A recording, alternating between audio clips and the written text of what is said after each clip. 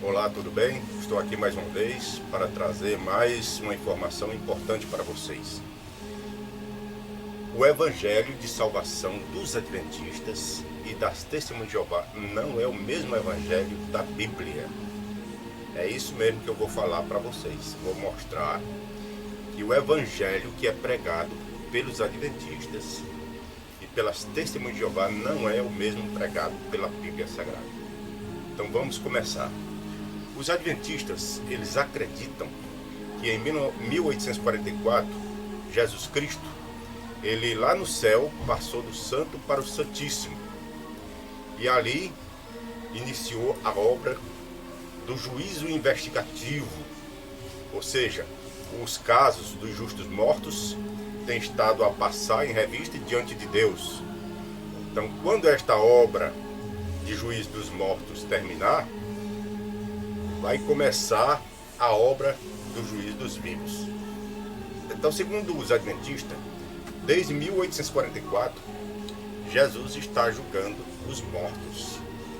Ele passou do santo para o santíssimo em 1844 e começou o juízo dos mortos. E depois disso, vai começar o juízo dos vivos. No tempo indicado para o juízo, no final dos 2.300 dias, em 1844, iniciou-se a obra de investigação e apagamento dos pecados. É o que diz Ellen White, que é a profetisa dos Adventistas. Ela diz que somente em 1844 é que começou a obra de investigação, de juízo investigativo, e começou então a ser apagados os pecados dos mortos. Então este é o ensinamento dos Adventistas, da sua profetisa Ellen White. E Ellen White também ela afirma que é impossível que os pecados dos homens sejam cancelados antes de concluído o juízo em que seu caso deve ser investigado em 1844. Então, ela diz que é impossível os pecados serem perdoados antes de 1844, antes de ser julgado, antes de ser investigado esses pecados. Agora ela diz que quando encerrar esse juízo de investigação, é que Cristo virá, com ele vai dar então o galardão segundo a obra de cada um. Então veja, ela diz que o juízo investigativo começou em 1844, até então ninguém tinha seus pecados cancelados. Então veja, então significa que até 1844 não tinha nenhum cristão com seus pecados cancelados, segundo o que disse Ellen White. E também afirma que nenhum pecado dos cristãos havia sido apagado até 1844. Agora, uma outra coisa que eu entendo, e muitas pessoas que conhecem o Adventismo também entendem que é muito sério, é dizer que durante o período mais crítico da humanidade, que é quando começará então a perseguição, que eles dizem que será no período do decreto dominical, eles vão viver na terra sem mediador.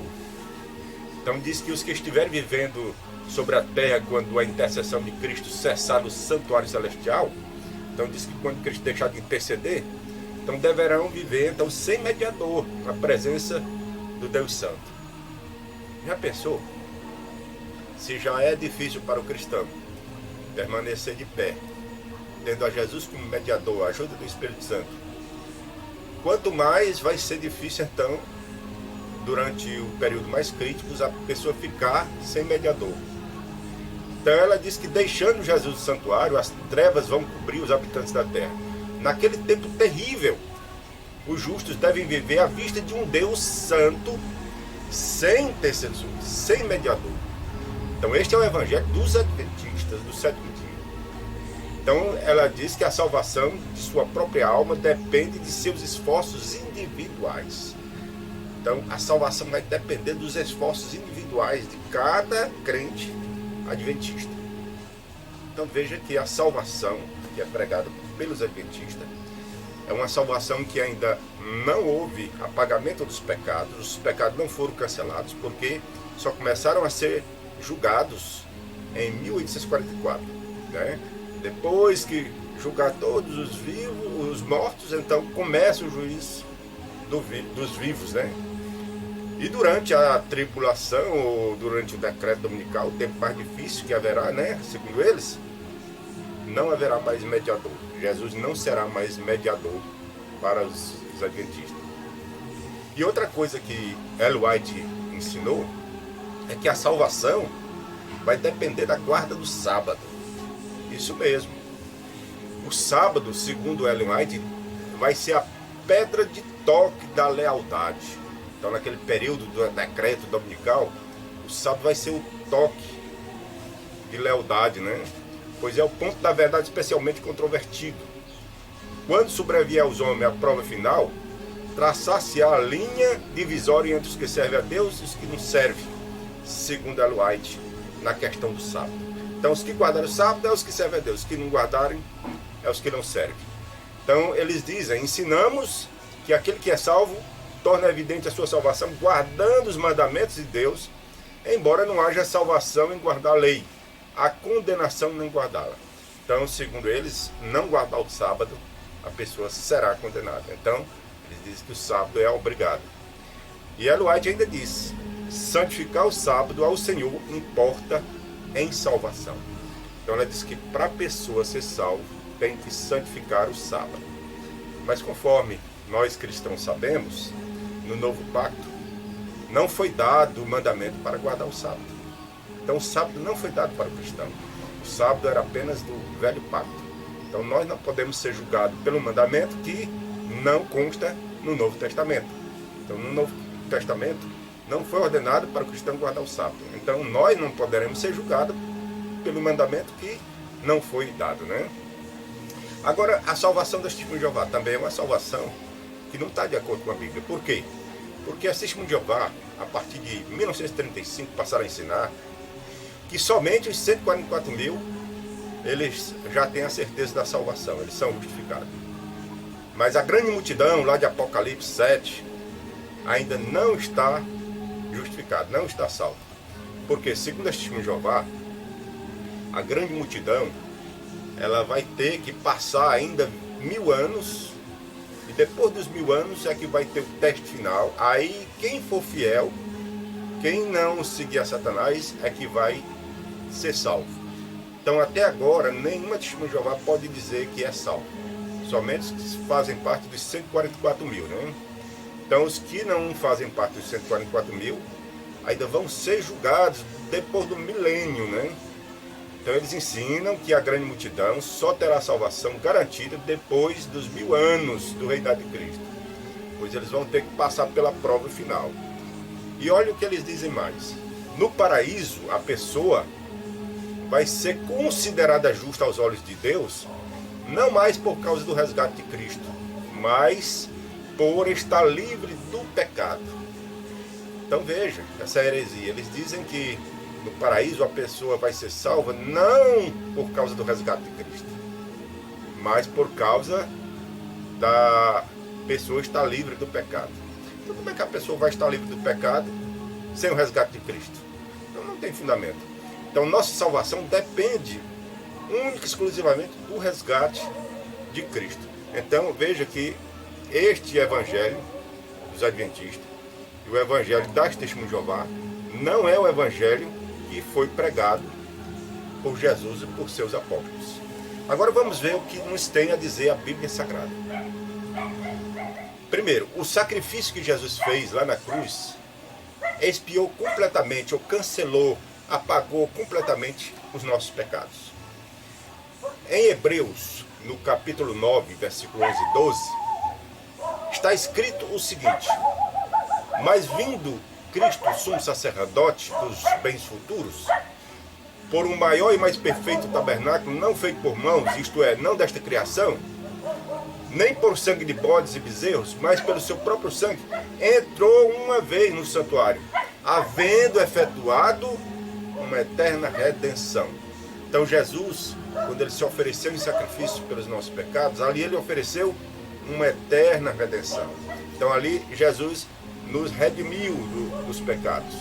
Hebreus 10, do 10 a 12 ainda diz: Mas Jesus, havendo oferecido para sempre um único sacrifício pelos pecados, está sentado à destra de Deus. Então o sacrifício pelos nossos pecados foi feito uma só vez.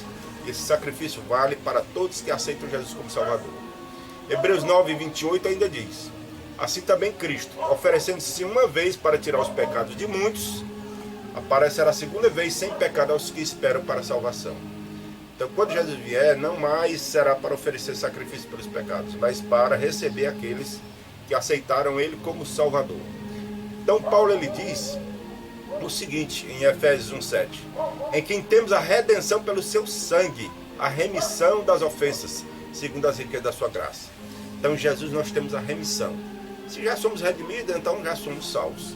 Também Colossenses 1,14 diz: em quem temos redenção pelo seu sangue, a saber, a remissão dos pecados. Então, em Jesus nós temos a redenção, ou seja, a remissão dos nossos pecados. Então, não diz que vamos ter redenção em 1844. Não diz que vamos ter redenção depois do milênio. Mas diz que já temos a redenção. Quando nós aceitamos Jesus como nosso Salvador, nós já temos a redenção. Nós já estamos livres do pecado, já estamos perdoados. Então, quando o crente tem seus pecados definitivamente cancelados e apagados, é quando aceita Jesus como Salvador. E não em 1844 ou depois do milênio. Veja o que Pedro diz aqui em Atos 2,38. Ele disse para aqueles judeus: arrependei-vos e cada um de vós seja batizado em nome de Jesus Cristo, para o perdão dos pecados, e recebereis o dom do Espírito Santo. Então o arrependimento e o batismo era para quê? Para o perdão dos pecados. Então, se já está perdoado, a pessoa não precisa ser julgada. Como é que vai ser julgado se ele já foi perdoado? Também em Atos 22,16 diz: e agora, por que te detens? Levanta-te e batiza-te, e lava os teus pecados, invocando o nome do Senhor. Então Ananias disse para Paulo: levanta-te, batiza-se, lavando os teus pecados, lava os teus pecados em nome de Jesus. Então, quando nós somos batizados, nós lavamos os nossos pecados, nós somos limpos, nós somos purificados. Nossos pecados são cancelados. Então não fica nada para 1844 e nem para depois do milênio. Também Atos 3,19 diz: arrependei-vos, pois, e convertei-vos, para que sejam apagados os vossos pecados, e venham assim os tempos de refrigério pela presença do Senhor. Então, quando nós nos arrependemos, nos convertemos, são apagados os nossos pecados. Se são apagados, então não vai ser julgado mais a partir de 1844 e nem depois do milênio. Se já foram apagados, se já foram cancelados, se já foram perdoados, então não vai ser mais julgado. É o que a palavra de Deus nos tem a dizer. Será que depois do arrependimento, depois do batismo, da remissão dos pecados, fica ainda alguma coisa na memória de Deus para ser julgado em 1844 ou depois do milênio? De forma alguma. Hebreus 8,12 diz assim: porque serei misericordioso para com as suas iniquidades e de seus pecados e de suas prevaricações não me lembrarei mais. Então, se Deus não se lembra mais dos pecados, das prevaricações, ele vai julgar o quê? Se ele diz que não se lembra mais, perdoou, apagou, se já está perdoado, apagado, vai julgar o quê? Não já foi perdoado, não já foi julgado, não já foi cancelado, não já foi quitado. Então, não existe mais julgamento para alguma coisa que já foi perdoado, né? Se foi perdoado, não precisa mais de julgamento. Então, de acordo com a Bíblia, será que Deus ainda havia necessidade de julgar Abraão, Isaac, Jacó? Não. Paulo diz que, pela palavra, Abel, Noé, Enoque, Abraão, eles já tinham alcançado o testemunho de que tinham agradado a Deus. Então eles morreram na fé, já tendo a garantia de que realmente tinham sido aprovados por Deus, aceitos por Deus. Então eles tinham certeza de que não seriam mais condenados, pois seus pecados já tinham sido cancelados. Então Paulo diz que estava agora, depois que morresse, aguardando a coroa da vida. Desde agora a coroa da justiça me está guardada, a qual o Senhor, justo juiz, me dará naquele dia. E não somente a mim, mas também a todos que aguardam sua vinda. 2 Timóteo 4,8. Então nós já temos a coroa garantida. Não precisamos mais ser julgados. Então por que o juiz pregado pelos adventistas e pelas testemunhas de Jeová é um grande absurdo? É um grande absurdo porque com uma oblação, com um sacrifício, Jesus aperfeiçoou para sempre os que são santificados. É o que diz Hebreus 10, do 14 ao 18.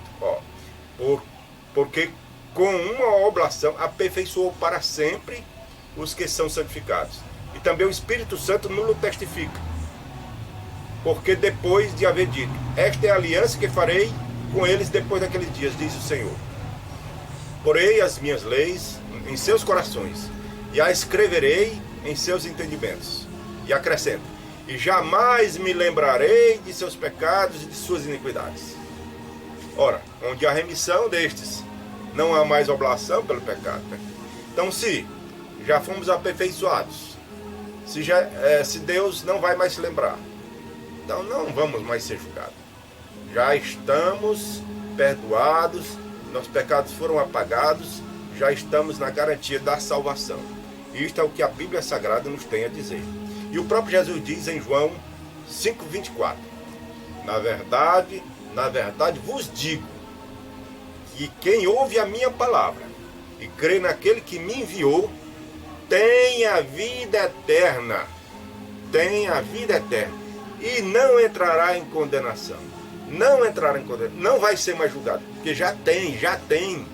Não precisa mais esperar 1844, depois do milênio. Não, já tem. Não entrará em condenação, mas passou da morte para a vida. João 5, verso 24. Então, como alguém que foi aperfeiçoado, foi perdoado, ainda depende de um julgamento para ganhar a salvação. Então isso significa que o evangelho dos adventistas e das testemunhas de Jeová é um evangelho falso. Não devemos aceitar esse evangelho. Devemos aceitar o evangelho que foi pregado pelos apóstolos. Que quem crê e for batizado terá os seus pecados apagados, perdoados, cancelados, porque Cristo ofereceu um único sacrifício, e esse único sacrifício nos aperfeiçoa, cancela nosso pecado, nos santifica, nos purifica e nos dá a garantia da salvação. Então, o evangelho dos adventistas, das testemunhas de Jeová, é um evangelho falso. Então, aceite o verdadeiro evangelho que foi pregado pelos apóstolos e tenha a sua salvação garantida. Amém.